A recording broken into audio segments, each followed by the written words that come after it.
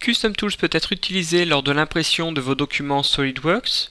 Par exemple, si je souhaite imprimer l'ensemble des mises en plan liées à cet assemblage, donc là nous avons la structure de cet assemblage. L'impression est gérée à partir de profils qui vous permettent par exemple de sélectionner certaines feuilles de vos mises en plan. Les documents à imprimer peuvent être aussi filtrés en fonction de valeurs de propriété. Donc par exemple, ici nous avons le type. Donc si j'ouvre le filtre, je peux choisir une propriété et ensuite entrer une valeur. Donc l'ensemble des documents qui utilisent cette propriété seront automatiquement sélectionnés.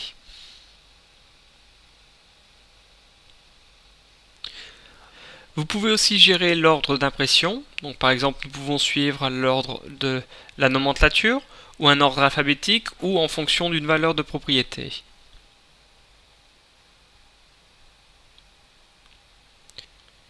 On peut aussi contrôler la visibilité de certains calques, donc je peux cacher certains calques de mes mises en plan.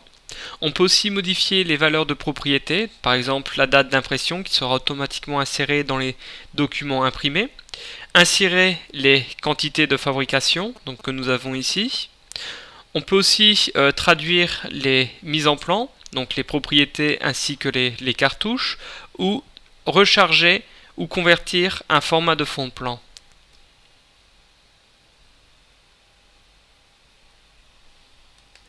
Vous pouvez définir des paramètres d'impression en fonction du format de fond de plan.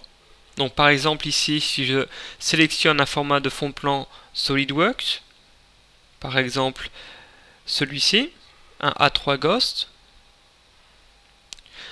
Ensuite, je peux définir sur quelle imprimante je souhaite imprimer les mises en plan utilisant ce format de fond de plan, une taille d'impression, par exemple la taille E3, ainsi qu'une orientation.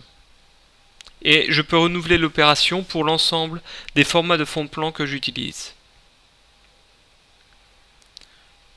Voilà. Ensuite, on peut sélectionner par exemple la même imprimante et avoir une taille d'impression différente.